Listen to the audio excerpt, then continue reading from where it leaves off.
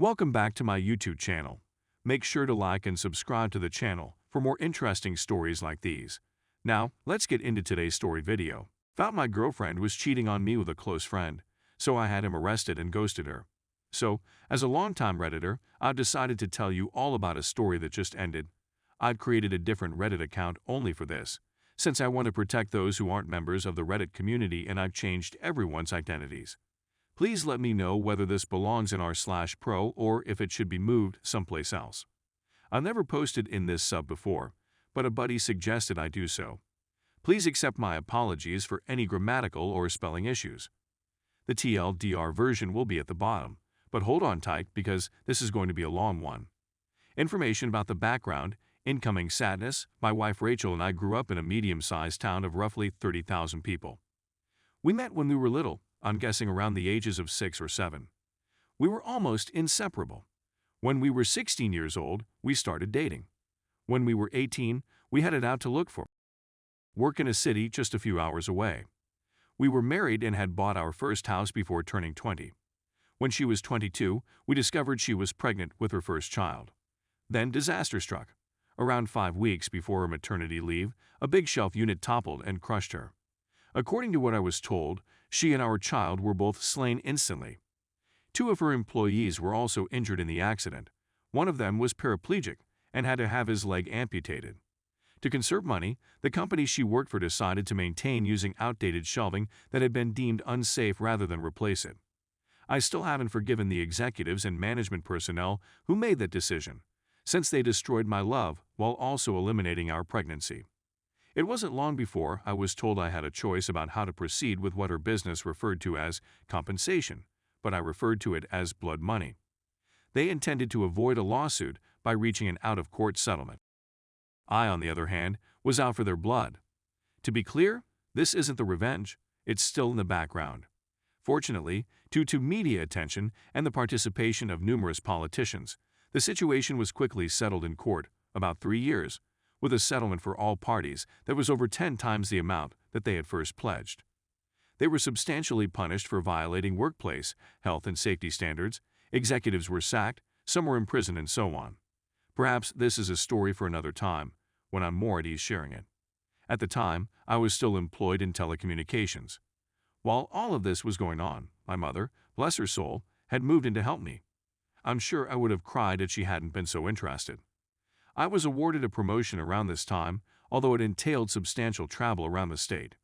I requested an office in my hometown's branch because I wanted to serve firms not only in the state, but also in my hometown, where there was no business representative, and they consented. After a few months, we settled into a routine of 1 to 2 weeks at the city office, 1 week in my hometown, and 1 to 2 weeks traveling the remainder of the state. After a year, I decided to buy a house in my hometown so that I wouldn't have to stay at my parents' house every week or so, that I was home and could come and go whenever I wanted. This becomes important later in the story. Our narrative starts around 4 years later. I apologize for the long explanation. I had just returned from one of my outings and was checking in some stuff at my office on Friday when Harry, the branch's managing director, strolled in. We had grown up together as well, but had gone to different schools, but had formed a deep bond since returning. He asked how I was doing and then invited me to a house party he was holding that evening. Despite the short notice, I said yes. I felt like I earned a few drinks with my friends. It was there that Harry introduced me to Catherine. She was a new hire at the branch where my hometown's office was located, and since she was new in town, she was still getting to know everyone. We clicked straight immediately. As cheesy as it sounds, it was almost as if Rachel were in front of me rather than Catherine. I won't go into detail, but after 2 years of dating, we decided to take the next step, and she moved into my hometown's house. Up until this time, everything had been going swimmingly. Catherine and my parents got along well, and Rachel's parents were relieved that someone could make me as happy as Rachel had. Things had been going well for about a year when things began to change. Skype conversations were cut short. Neighbors would tell me how a car, identified as Harry's, was often noticed parked in a back alley near my house while I was away, and some apparel that wasn't mine was in my closet. All signs pointed to her adultery, but she insisted that nothing was wrong. She said that Harry would stop over on occasion to discuss business, but he never stayed the night. I chalked it up to paranoia and went about my business as if nothing was amiss, but there was always this nagging feeling that something wasn't quite right. It took me almost 6 months to realize she had been fooling me. I had just negotiated a rather big transaction with a new business, and the negotiations had ended sooner than I had anticipated. So, rather than remaining a few more days, I decided to go home early and surprise everyone. After a few hours, I drove into my hometown and into the alley behind my house, intending to surprise Catherine. However, I was curious to check whether the mystery car was there. There was, in fact, a car blocking the back access gate. I was confused for a moment, thinking it was a negligent neighbor who had parked, only to discover it was Harry's truck. I may have driven straight past my own home if it hadn't been for the high hedge line I'd put for privacy a few years back. I stepped out of my vehicle after pulling up behind his automobile and felt it was odd that he was there so late.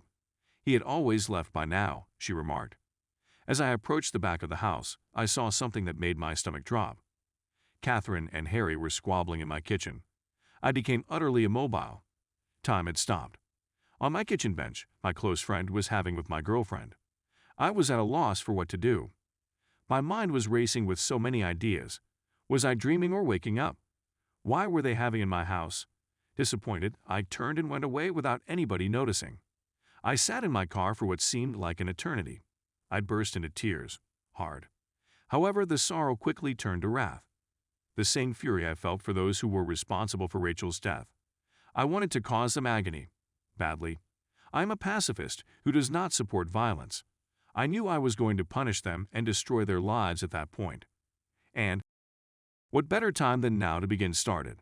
I drove back up the alley, far enough away from my driveway to see Harry's car, then returned to the gate, where I could see inside the house, and dialed her phone.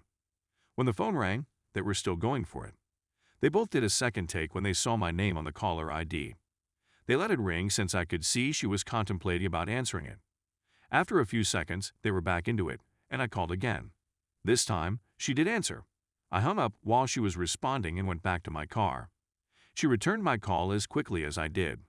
When she asked why I was calling so late, I said that I was about 10 minutes away from home and didn't want to scare her away by coming in. She was clearly startled and thrilled that I was coming, and the talk quickly stopped when she indicated that she needed to go up and change into something. I hung up the phone after saying my goodbyes. Harry went through the gate, still half naked, and got into his car, driving away like a bat out of hell. I smiled a little, knowing how scared both of them would be if they were captured. I'd paused for a few minutes before driving into the precise location where Harry had been moments earlier. The remainder of the night was calm, and I didn't get out of bed until she was asleep to go to my office down the hall. I couldn't fall asleep. I needed to devise a strategy, and I devised a strategy. My mother always pushed me to be a peacemaker and to let cosmic karma do its thing. However, in this case, I determined that karma may benefit from some aid. I intended to punish them both separately, but also to destroy them both. I was aware of Harry's drug addiction. It wasn't anything major, yet he kept it to himself. I only discovered it by accident after discovering some coke and weed left out at his house, but I pretended I hadn't seen it when he attempted to cover it up. I began calling some of my more questionable customers and politely inquiring about gathering some samples that they were willing to leave with. After a few days, I had amassed a sufficient cash to make my method work. A month later, I invited friends, including Harry, around for a BBQ night. I persuaded Harry to stay the night and sleep it off after assuring that I had sufficiently boozed him up. I took the drugs and a range of my personal belongings and concealed them in various spots around his car, the majority of which was in his tire well. In the early hours of that morning, I locked the car and went inside to sleep, certain that he wouldn't find them during the months it would take for the rest of my plan to take effect. I also left some other drugs and personal items at his residence after taking him home, since he was still too drunk to drive. A few days later, I staged a break-in by smashing the rear glass of my back door into my kitchen and leaving it open before heading to the city for a trip. As soon as I arrived, I was inundated with letters. One from my clearly concerned mother, who had noticed the broken back door and called the authorities. One from Catherine, who was in tears, and one from the local cops, who asked me to call. I informed the officers that I was away on business and would return the following week to deal with them after receiving all of the calls. Stay tuned for the next part.